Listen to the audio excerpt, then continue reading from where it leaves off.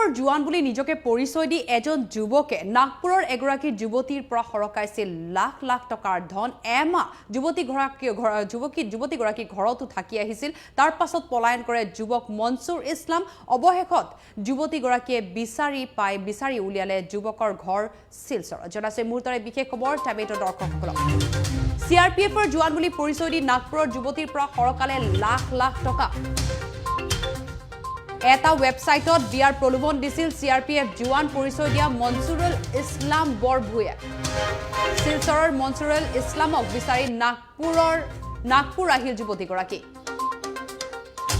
শিলচৰত আহি জানিব পাৰে মনসুৰুল ইছলামৰ কুকাণ্ড। বিবাহিত বুলি জানিব পাৰি দুখত ভাগি পৰে নাগপুৰৰ যুৱতীগৰাকী। বিয়া পাতি মনসুৰুল ইছলামে লাখ লাখ টকা লৈছিল নাগপুৰৰ যুৱতীগৰাকীৰ পৰা। এটা বিশেষ ৱেবছাইট যোগে যুৱতীগৰাকীক প্ৰলোভন দিছিল শিলচৰৰ মনসুৰুল ইছলামে। কেইবামাহ যুৱতীগৰাকী ঘৰত থাকি বিভিন্ন অসুবিধা দেখুৱাই পলায়ন কৰিছিল মনসুৰুল ইছলামে। 25 লাখ টকা লৈ পলাই আহিছিল মনসুৰুল ইছলাম। নাগপুৰৰ বিভিন্ন ঠাইত মনসুৰুল ইছলামক বিচাৰি যুৱতীগৰাকীয়ে হাবাথুৰি খাইছিল। ঠিকনা লাভ কৰাৰ পিছত অৱশেষত শিলচৰত উপস্থিত হয় যুৱতীগৰাকী। শিলচৰৰ গোসাইপুৰত ঘৰ প্ৰবঞ্চক মনসুৰুল ইছলামৰ। প্ৰবঞ্চক মনসুৰুল ইছলামৰ আছে এটা সন্তান। মনসুৰুল ইছলাম সহ পৰিয়ালে নাগপুৰৰ যুৱতীগৰাকীক প্ৰাণে মৰাৰ ভাবুকি দি খেদি পঠিয়ায়। উদাৰবন্দ আৰক্ষীৰ থানাত গোচৰ ৰুজু কৰিছে নাগপুৰৰ যুৱতীগৰাকীয়ে। মনসুৰুল ইছলামক ইতিমধ্যে বহিষ্কাৰ কৰিছে CRPFে।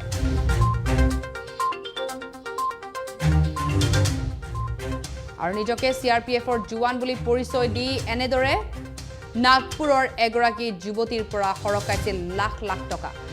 মনসুৰুল ইছলাম নামৰ এই যুৱকজনে নাগপুৰৰ যুৱতীগৰাকীৰ সৈতে বিয়া পাতি এমাহ ধৰি যুৱতীগৰাকীৰ ঘৰত থাকি অৱশেষত বিভিন্ন অসুবিধা দেখুৱাই শিলচৰলৈ পলাই কৰে। আৰু অৱশেষত যুৱতীগৰাকীয়ে বিচাৰি উলিয়াই মহাপ্ৰবঞ্চক মনসুৰুল ইছলামৰ ঘৰ।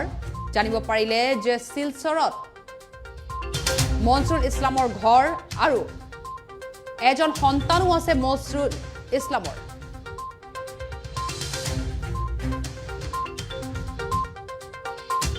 शादी.com के थ्रू हुआ था। यहाँ के लड़के से मंसूरुल इस्लाम बड़भुइया था।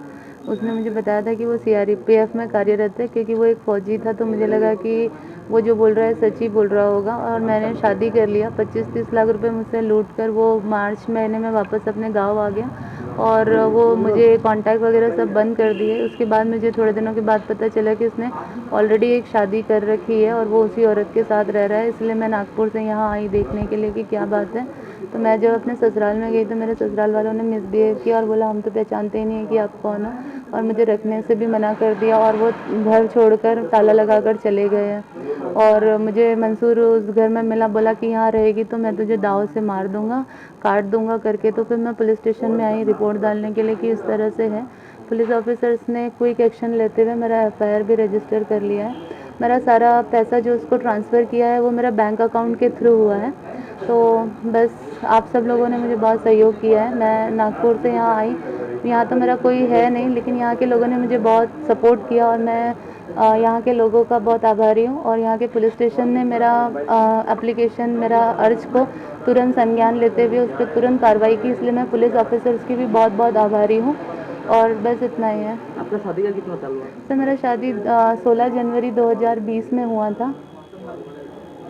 आपके कितना ट्रांजैक्शन हुआ, कितना पैसा आपके? सर टोटल 25 लाख रुपए है जो उसने समय समय पे मुझसे लिए हैं, जिसकी जानकारी मैंने पुलिस ऑफिसर्स को दी है। उसका और एक बीवी है, आपको पता है? सर उसने मुझे कभी इस बारे में बताया नहीं। ये बात मुझे यहाँ आने के बाद पता चली है कि वो पहले से शादीशुदा था, और उसके बावजूद भी उसने मुझसे शादी की। वो CRPF में नौकरी करता था क्या? हाँ सर, ऐसे उसने बताया था। उसका फोटोग्राफ्स वगैरह में भी वो वर्दी में था, लेकिन मुझसे शादी के बाद वो नहीं जा रहा था। लेकिन अभी मुझे यहाँ पता चला है कि उसे भगोड़ा घोषित किया गया है और उसका नाम का वारंट भी निकला है CRPF के थ्रू। जो कि पुलिस स्टेशन में भी आया हुआ है। अभी आप क्या चाहते हैं? सर मैं उसके साथ ज़िंदगी करना चाहती हूँ, मैं उसके साथ रहना चाहती हूँ। ऑल्दो मतलब उसका एक शादी हुआ भी है तो मुझे कोई फ़र्क नहीं पड़ता, मुझे उसने शादी की है, वो मेरे साथ ज़िंदगी बिताए, क्योंकि मतलब मेरा तो उसका लीगल राइट है, मेरे साथ अच्छे से रहे, मुझे उससे कोई परेशानी नहीं है। तो अभी आपके साथ आप उसके साथ लाइफ करना चाहते हैं? हाँ सर, मैंने उससे शादी किया है, जो भी हो मैं उसके साथ ज़िंदगी तो बिताना चाहती हूँ। जो पैसा लिया है उसका? सर मैं उससे पैसे का डिमांड नहीं करती, मेरा ज़िंदगी अच्छा हो जाए, क्योंकि सर जिस तरह की उसकी हालत है, जो पैसा गया वो कभी नहीं दे सकता, पूरा ज़िंदगी भी कमा के मेरा पैसा नहीं दे सकता। सर सबसे ज़्यादा यहाँ मेरा इज्जत का नुकसान हुआ है।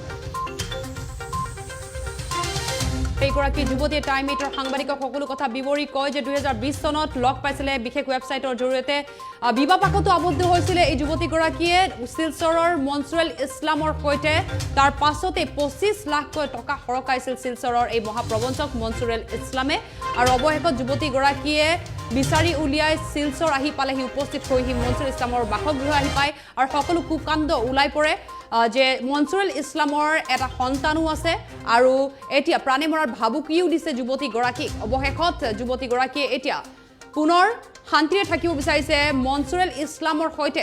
লাখ লাখ টকা যদিও তেওঁ ঘূৰাই দিব নোৱাৰে, অৱশেষত এইজন যুৱকৰ সৈতে তেওঁ জীৱন কটাব বিচাৰিছে বুলি উল্লেখ কৰে টাইম এইটৰ সাংবাদিকৰ সন্মুখত।